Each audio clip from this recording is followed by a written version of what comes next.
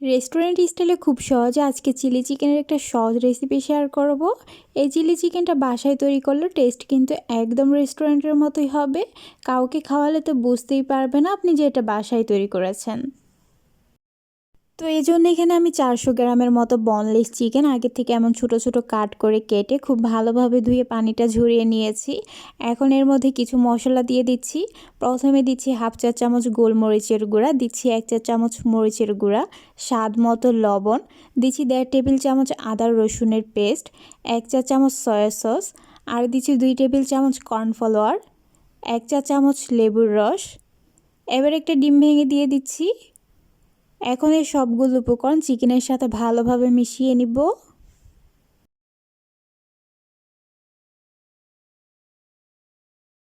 চিকেনের সাথে সবগুলো মশলা ভালোভাবে মিশিয়ে নেওয়া হয়ে গেলে এবারে এগুলোকে একটা সাইডে নিয়ে রেস্টে রেখে দিব 10 মিনিটের জন্য।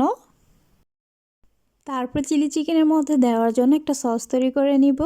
এই জন্য এখানে একটা বাটিতে 2 টেবিল চামচ টমেটো সস নিয়ে নিচ্ছি, আর 1 চামচ চিলি সস, 1 চামচ সয়া সস, তার সাথে দিয়ে দিচ্ছি 2 চামচের মতো পানি। এবার হচ্ছে সবগুলো উপকরণ একসাথে ভালোভাবে মিশিয়ে একটা সাইডে রেখে দিব। তারপর এখানে আরেকটা বাটিতে 1.5 চামচ কর্নফ্লাওয়ার নিয়ে নিচ্ছি। এরপর এর মধ্যে অল্প অল্প করে কিছু পরিমাণ পানি দিয়ে ভালোভাবে মিশিয়ে একটা পাতলা ব্যাটার তৈরি করে নিব। তো এই তো আমি এমন একটা পাতলা ব্যাটার তৈরি করে নিয়েছি। এবার এটাকেও একটা সাইডে রেখে দিব। তারপর এখানে একটা প্যান চুলায় বসিয়ে দিয়েছি। এখন এর মধ্যে 2 চামচের মতো রেগুলার রান্নার তেল দিয়ে দিচ্ছি। এরপর তেল কিছুটা গরম হয়ে যাওয়ার পর এর মধ্যে আগে থেকে ম্যারিনেট করা চিকেনের টুকরোগুলো এক এক করে দিয়ে দিব।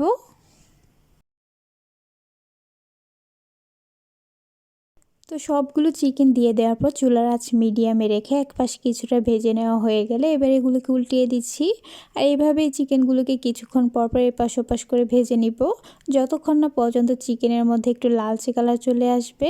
আর এগুলো ভাজতে কিন্তু খুব বেশি সময় লাগবে না। আমি এখানে যেহেতু বনলেস চিকেন নিয়েছি আর এগুলো ছোটো করে কাটা, তাই অল্প সময় ভেজে নিলেই হয়ে যাবে। তো চিকেনগুলো আমার খুব ভালোভাবে ভেজে নেওয়া হয়ে গেছে আর এগুলোর মধ্যে সুন্দর একটা কালারও চলে এসেছে। এরপর যে এগুলোকে প্যান থেকে উঠিয়ে নিয়ে একটা সাইডে রেখে দিচ্ছি। তারপর এখানে আরেকটা পাত্র চুলায় বসিয়ে দিয়েছি। এখন এর মধ্যে 1 চামচ তেল দিয়ে দিচ্ছি। এরপর তেল কিছুটা গরম হয়ে গেলে এখানে 1 চামচ রসুন কুচি দিয়ে চুলার আঁচ একদম লোতে রেখে 30 সেকেন্ডের মতো রসুন কুচিটাকে ভেজে নিব। রসুন কুচিটা ভেজে নেওয়ার পর এখন এর মধ্যে 1 কাপ পেঁয়াজ কুচি দিয়ে দিচ্ছি, আর এগুলোকে আমি একটু কিউব করে কেটে নিয়েছি। দিচ্ছি 1/4 কাপ লাল ক্যাপসিকাম আর হাফ কাপ হলুদ ক্যাপসিকাম। আপনারা চাইলে এখানে যে কোনো এক ধরনের ক্যাপসিকামও দিতে পারবেন। দিচ্ছি 3টা কাঁচামরিচ কুচি। এবার হচ্ছে সবগুলো উপকরণ একসাথে একটু নেড়েচেড়ে ভালোভাবে মিশিয়ে কিছুক্ষণ ভেজে নিব। আবার খুব বেশি ভাজবো না, 1 থেকে 1.5 মিনিটের মতো ভেজে নিয়ে এর মধ্যে আগের থেকে ভেজে রাখা চিকেনগুলো দিয়ে দিব। এবারে চিকেনগুলোকে সবগুলো উপকরণের সাথে ভালোভাবে মিশিয়ে নিচ্ছি। মিশিয়ে নেওয়া হয়ে গেলে এখন এর মধ্যে আগে থেকে তৈরি করে রাখা সস আর কর্নফ্লাওয়ারের মিশ্রণটা দিয়ে দিচ্ছি। এবার এগুলোকে আরও একবার সবগুলো উপকরণের সাথে নেড়েচেড়ে ভালোভাবে মিশিয়ে 2 থেকে 3 মিনিটের মতো রান্না করে নিলি আমার এই চিলি চিকেনটা রেডি।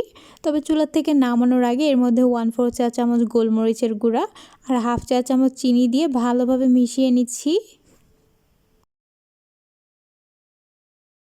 এরপর এটাকে চুলার থেকে নামিয়ে গরম গরম পরিবেশন করে শেয়ার করছি। এই চিলি চিকেনটা তৈরি করা যেমন সহজ, খেতে অনেক বেশি মজার। বাসায় একবার হলো ট্রাই করবেন আর ট্রাই করে আমাকে কমেন্ট করতে ভুলবেন না।